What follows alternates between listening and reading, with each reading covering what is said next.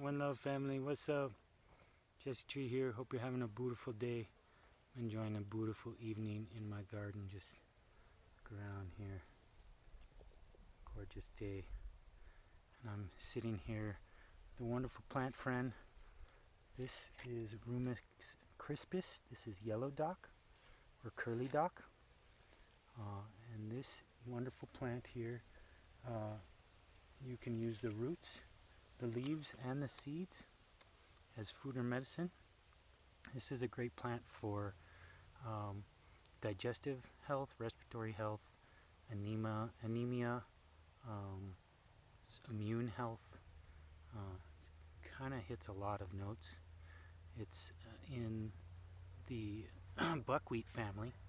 So this seed head, you can actually leach the seeds and prepare them and make wild breads in with them. My friend Katrina Blair showed me how to work with these, and when I was still eating solid food, I would make manna bread, and I would make them with like oat groats or maybe rye berries and these seeds, and I'd make like raw wild pizzas with them, where I'd soak and sprout all that, ferment it, and dry it in the sun with herbs, oregano and basil and garlic and all kinds of good stuffs, some Himalayan pink salt, and that would be my pizza crust, a sun-baked, sprouted, soaked wild pizza crust. You can also use these leaves. Though I'm a fan of raw, these really should be cooked first, or even just steamed, or boiled in a little water. They're high in oxalates that can cause trouble to your kidneys and your thyroid, but they're extremely nutritious. They're also very high in iron, and the root here is really great if you're having issues with iron, or as a kidney liver cleanse and parasite cleanse. So it's called yellow dock because when you dig this root up, it's very yellow, and that's usually an indicator of berberine, which is a good kidney liver medicine. It will help clean up urinary tract infections and stuff. But using the roots, leaves, and seeds of this plant, you can clear up throat and respiratory things, hemorrhoids, and other issues with that digestive tract. And yeah, it really is a wonderful plant ally to incorporate in your life. It's interesting when you get into wildcrafting, because everything around me is food or medicine. From this vetch back here, this little purple flower. You can eat the flowers, you can eat the peas of that, and it builds the soil. The grasses you can juice. I was going to take you on a tour and show you a few more herbs, so let's have a look at that. Alright family, so this right here, this is one of my totem plants. This is stinging nettles. And those stingers, actually, when you get them in you, they're full of basically brain chemicals, norepinephrine, serotonin, things like that. And there's a healing modality called urtication. So if you have like arthritis or stagnation, you can bang yourself with that, and the little stingers will inject that site and break up calcification and bring some relief and bring some blood, in for healing that area. Sorry, there's bugs all in my ears. This is, I feel, one of my totem plants, because my great hero in this life is the Jetson Milarepa, who was a Tibetan yogi who lived in the woods and in the caves and the mountains of Tibet, and just meditated all the time. He was a breatharian, and part of his journey was he was meditating steadfastly in his cave, and the only thing that grew around him was nettles. And so he was just eating nettles and lived off nettles for 3 years. And they say his skin turned green from the chlorophyll.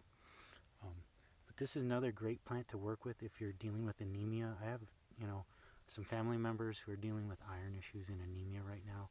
And between dock, the dock you can make a nice tincture out of, or and eat the greens. And you can also eat the greens or tincture the nettle leaf. And it's good to gather it before it makes seed. You can see right now it's not making seed yet. So that's great. You can also gather it and dry it, and it's really great tea that will help you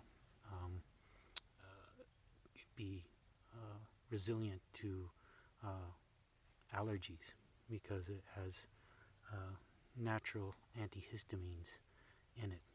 So dock is another great hero plant of mine. And the last plant I want to share with you this evening is yarrow, or Achillea millefolium. And they call it Achillea millefolium because the story is Achilles, asked the goddess Hera for herb that would heal his men of all of their wounds. And this was supposedly the tea that Achilles was dipped in, that made him impervious to, wounds in battle. And the medicine around this is an amazing homeostatic herb, so it helps heal, wounds externally and internally. So you can take it if you have internal hemorrhaging. There's been times, just today, I got a cut right here on my finger when I was working in the garden, and I just washed it, chewed up a little bit of this and put it on there, and put a band-aid on it, and it healed up, pretty nicely. It'll stop bleeding really quickly. There's been times when I'm walking barefoot in the forest, and I'll just make a band-aid out of some yarrow with some pine sap, because both yarrow and pine sap are antimicrobial, antifungal, antibacterial, and this is a homeostatic herb, so it'll seal the wound, and but also provide that healing medicine. So sort of blood medicines, iron-rich medicines, homeostatic medicines, because the blood is the carrier of the chi too, in terms of breatharianism. So good plants to work with in this world, and very easy to identify. And so I hope you got something from this. If you'd like to join me, I am teaching a class this weekend and next weekend. This weekend up in Los Alamos, and next weekend in Santa Barbara Wilderness, on wild foods and medicines. And we'll go over all kinds of things. It'll take about a 4-hour hike, and I'll make everybody a little wild snack while we're out there. So if you'd like to join us, go to my website, ziapermaculture.com. I'll drop a link down below.